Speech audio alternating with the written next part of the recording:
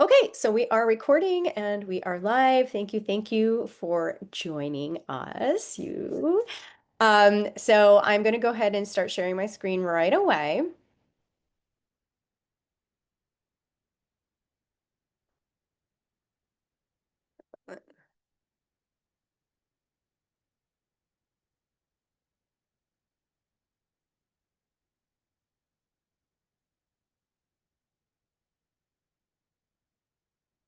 Can I get a thumbs up if you can see the screen that says the community cure? Beautiful.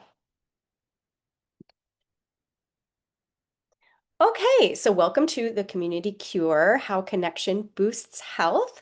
So my name is Anna Desmarais, and I am a registered nurse, nutritionist, board certified holistic nurse, and board certified integrative health and wellness nurse coach, and also a psychedelic practitioner.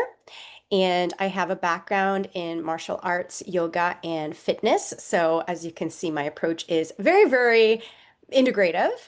I am a woman in midlife and I am in the thick of perimenopause and definitely feeling some symptoms of that today.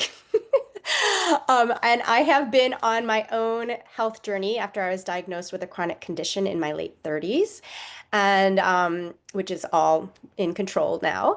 And of course, I've been on my own emotional journey because by this age, we all carry some sort of trauma or emotional burden that we have to process and work through. So I've lived on three different continents. So my background is I'm half Korean. I lived in South Korea for almost 2 decades. So I have a background in Eastern traditions. And then for the last few years, I've been living in mostly in Mexico and working with local healers to learn about plant medicine, shamanism, and different indigenous healing practices. So again, you can see my approach is integrative and holistic. So I respect and utilize science and modern medicine, we need it, as well as nutrition and lifestyle solutions, and of course, ancient wisdom. I tend to look towards more like natural, holistic solutions because I really do believe that for the most part, our bodies know how to heal themselves if we listen and we create the right conditions.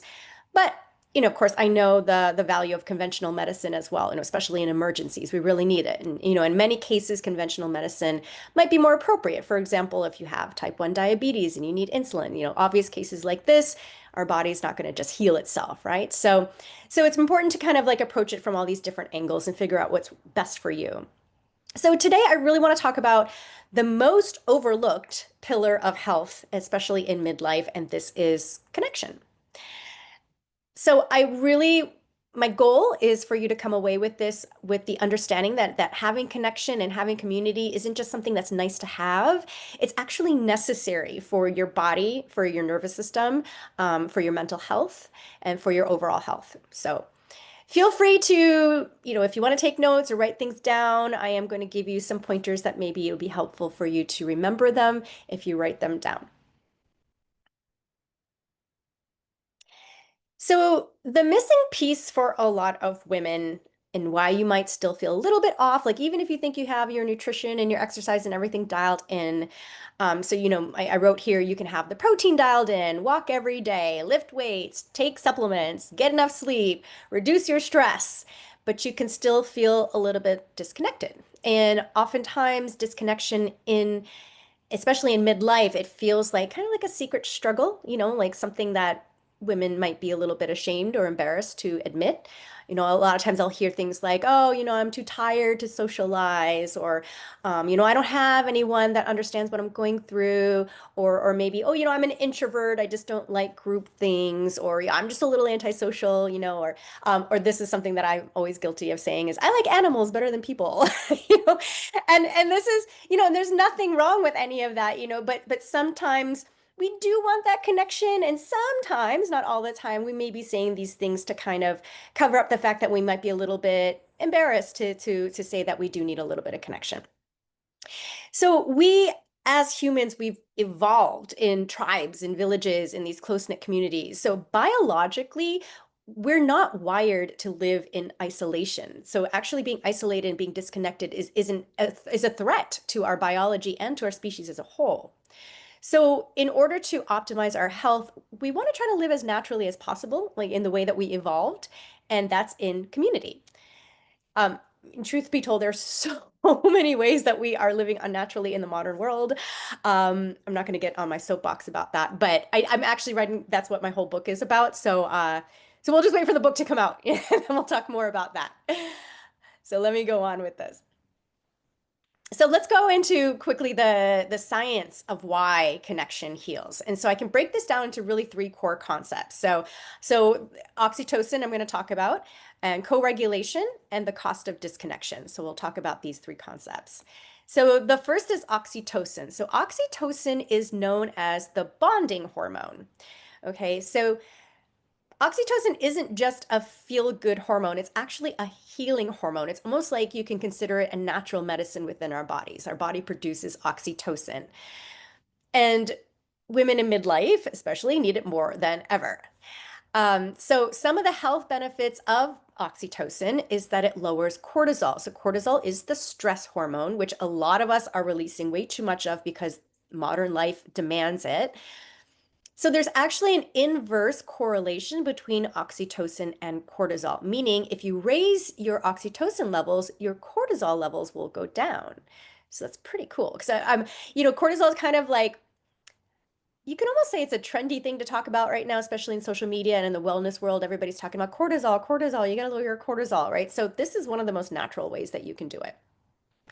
And the reason cortisol is talked about so much is because too much of it really is detrimental to your health. It raises your blood pressure. It does all kinds of things like increasing inflammation. It contributes to anxiety, to insomnia. And if you're going through perimenopause or menopause, it actually makes those symptoms worse. So lowering cortisol is something that you might want to look into, especially if you're having some health issues. So oxytocin also reduces inflammation, and inflammation is the precursor to so many different chronic conditions: heart disease, diabetes, Alzheimer's, dementia, sometimes some types of cancer, right? So reducing inflammation is something that you want to be looking at, and raising your oxytocin will help do that. It also supports your immune function, so you can fight off illness easier. It lowers your blood pressure and possibly even your blood sugar. There's some preliminary evidence to show that.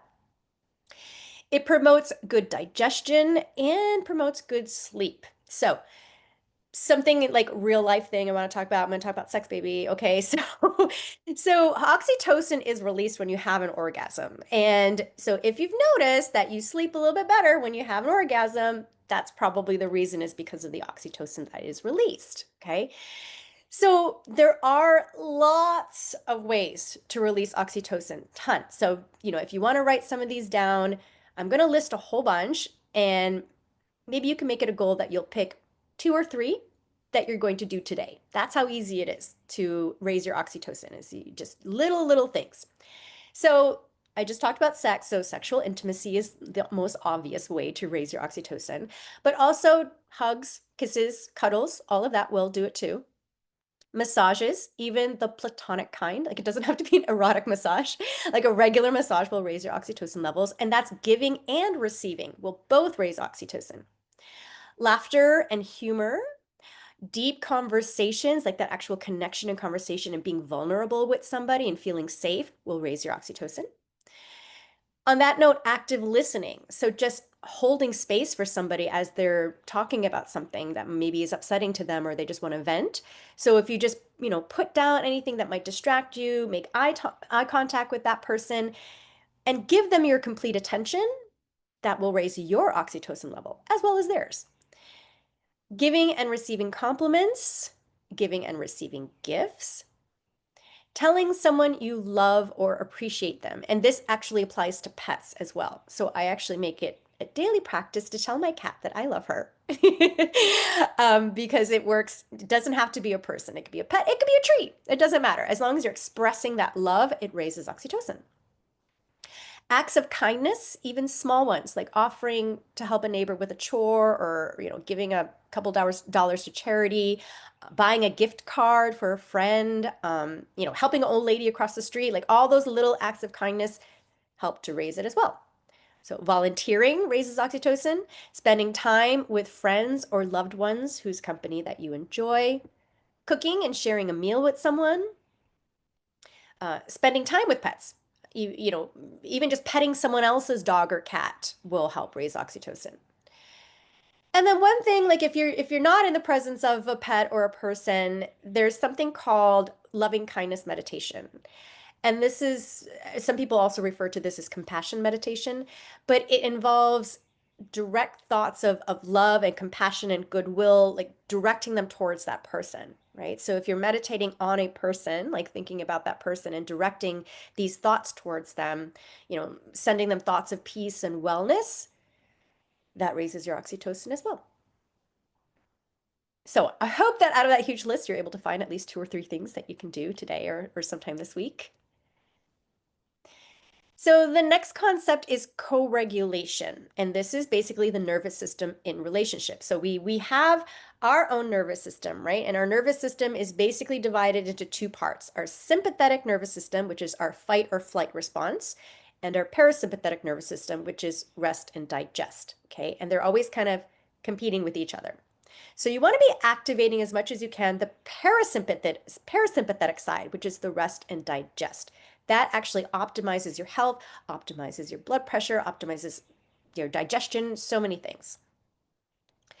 So we're constantly in this state of fight or flight with the way modern society is, with all the dings going off on our cell phones and all the loud noises and all the appointments and the schedules and the obligations. We're always in this state of fight or flight. Okay, so we need to actually make it a point to tap into our parasympathetic side.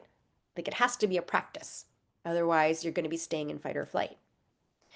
And your nervous system actually calms down in the presence and with a safe, supportive person.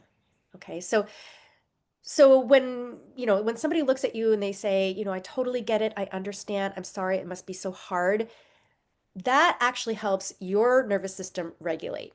Your nervous system literally relaxes by somebody else saying that to you. Okay, so this is called co-regulation. So it's basically the process where one person's nervous system influences and helps regulate another person's nervous system. So it's a natural biological phenomenon where emotional and physiological states can be actually transmitted between individuals. So when we're interacting with other people, it's not, maybe you've heard the statistic before that only 30% of communication is with words, and the rest of it is, those other things like body language and all that. So when we're interacting with other people, our nervous systems are actually constantly communicating at this almost subperceptual level, okay, below the level of thought. So we're influencing each other with really subtle cues, facial expression, body language, even breathing patterns, okay? So sometimes we'll refer to this as energy, like, oh, you can feel somebody's energy. They have a really nice, calm, grounding energy, right? This is that co-regulation. This is your nervous system sensing their nervous system. Okay. So when you're feeling somebody's energy, it's not as much intuition, like, oh, I just feel their energy. I mean, that's part of it, but it's also just this subconscious processing that's happening, okay, between our nervous systems. So this can actually create a really calming or soothing effect on a dysregulated nervous system, and this creates a sense of safety and connection.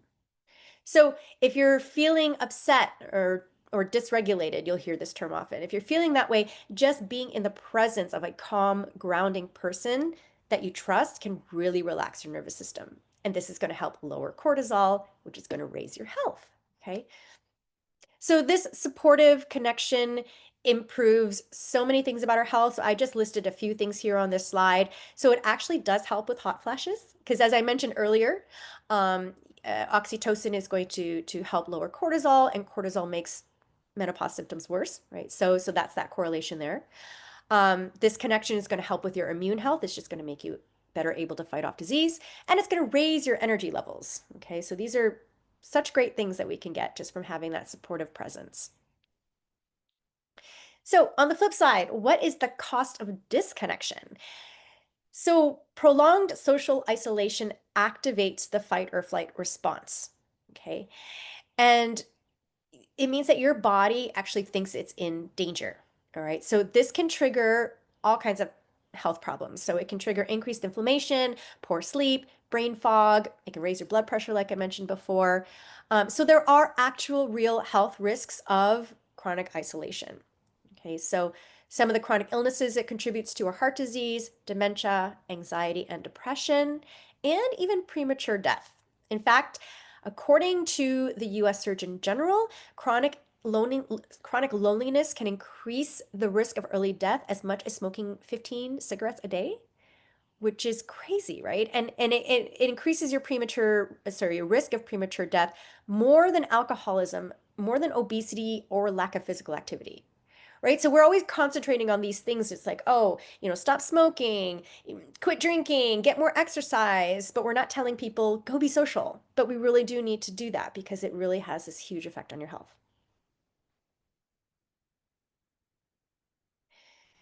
So midlife is the perfect time to rebuild connection because I see a lot with a lot of women that are in midlife. It's like you just get so busy with, raising your family or your career or whatever it is that you're going through, empty nesting, divorce, marriage strain, aging parents, so many things happening that you just get so caught up in everything that you just forget to reach out, right? Life gets in the way. It's totally normal. So the trap here is that a lot of women will just like wait until things improve or wait until they feel better or they'll wait before they reach out and connect. But I would love for you to just reframe this as kind of you're not connecting so that you can feel better. It's so you're connecting so you can feel better, right? You don't wait. It's not that other way around. Connect so you do feel better, right? So even if you feel like your life is a complete shit show, um, reach out and connect because chances are you're going to feel a lot better once you do. And then you can start to step by step start to feel better and rebuild. And I just want to kind of give this reminder, permission in some sense that reaching out doesn't make you needy. It doesn't make you weak. It makes you human. Literally, this is what we need. So here are some really easy ways to start, even if you're an introvert. Okay, and just as a reminder, real connection is not like these big fancy events or social performance or only being active on social media, right? So real connection really means being seen, being heard, being understood for who you truly are. Okay, that's real connection, and that is a lot more valuable. On that note, don't forget to protect your space, right? There's a difference between this nice, safe, supportive, therapeutic connection and harmful connection. Like we all have those people in our lives, right? I call them energy vampires. Those people that like when you're with them, you're like, Gah! You cannot wait until you can leave the situation, or you leave the situation and you're feeling drained or you're feeling like on edge. Those are the energies that you want to protect yourself from. So if you are sensing that when you're with somebody, create those boundaries, create those healthy boundaries if you need to. Okay, because you want to be protecting your own energy and protecting your space, because that way you're protecting your nervous system and your health. So here are some examples of ways that you can connect. So go for regular walks with a friend or neighbor. So this is now you're getting your exercise and your social hour. A weekly Zoom group with aligned values. Grabbing a coffee after yoga or whatever class you might go to. And talking to the people you're with on an elevator. I brought this one up because I wanted to remind you that it doesn't have to be this like really lengthy, deep conversation to create connection. You can just get on an elevator and say, hello, good morning. How are you today? And whatever. I mean, you're on there for how many seconds? It's not like you're stuck talking to them, right? It's kind of like a safe way to make connection. And I don't know if you'll notice, like maybe, try it and see how you feel afterwards. You actually feel pretty good. You feel a little bit more energized. You feel like your spirit is uplifted a little bit just by connecting with some random people. So a practice that I took back with me to the US after my time in Mexico was saying hello to people on the street. It's very commonplace in Mexico where you pass somebody and it's buenos dias, buenas noches, whatever. you acknowledge each other, you say something to each other. You don't just pass each other on the street and like look at your cell phone, which is what we tend to do here in the US and Canada and the UK and everywhere, right? Um, so I started doing this when I moved back to the US to just kind of experiment. And so I would get different reactions. Sometimes it would be people be shocked and surprised, like, oh, and then when they realize that somebody's talking to them, they're like, oh, hello. And then sometimes I'd get like, hi, they're like really excited that somebody said hello to them. And so, like, just that simple little act of greeting somebody as you're passing them on the street can really brighten your day and that person's day as well. So it doesn't have to be these major things. And so I wanted to introduce a few kind of low barrier entry points, especially for introverted or shy people. Rekindle one old friendship.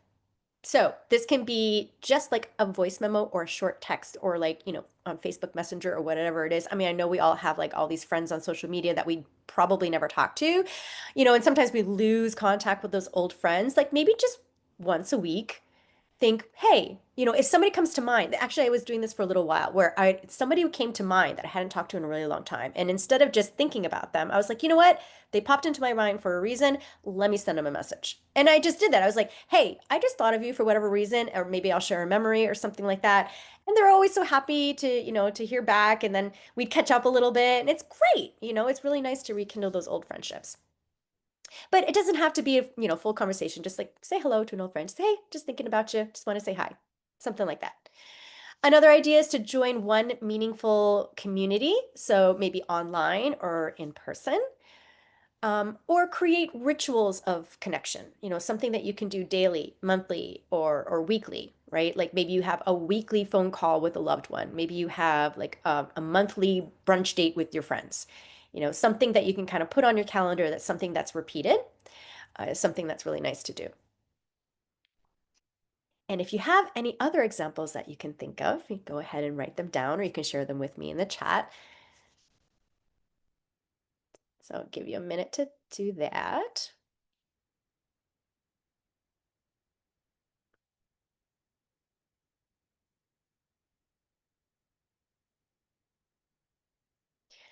Okay, and this is something that I wanted to introduce because I am going to be running this starting July 1st. So if you've been craving more joy or more community or just a space where you can feel uplifted and inspired, this might be for you. I'll be leading a free, no pressure, no judgment summer health challenge, and it's called the Midlife Summer Health Circle, and it's going to start on July 1st and run for 4 weeks. And you can see here on the slide, no pressure, no judgment, just a supportive community. And so the goal is really to just help you feel more connected, supported, and energized through really doable, small, sustainable changes to your physical, emotional, and social well-being. And we're going to be doing this all together in community. Okay, so really it's going to be low pressure, high impact, I say, low pressure, high impact, because it's gentle, doable habits. But the thing is when you change small habits and do them consistently over time, it makes a big impact. Also, one of the key principles is going to be mind, body, spirit integration. Okay, so it's not just food and fitness, even though that is going to be part of it. I want to go a little bit further than that. So just keeping in mind that connection is medicine. So, just being a part of this summer health circle is actually going to help your health. So I'm going to provide more details of that stuff in a follow-up message or follow-up post or email because I'm still working out like how I'm going to deliver it, but I just wanted to make sure that you knew about it.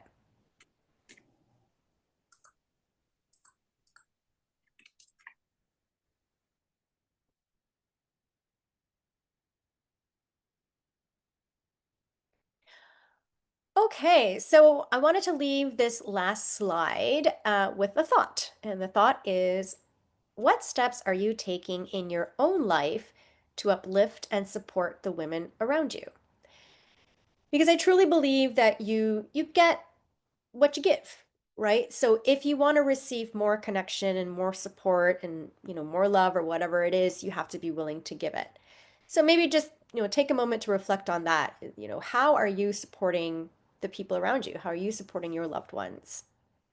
Because the more you do that, the more they'll do that for you.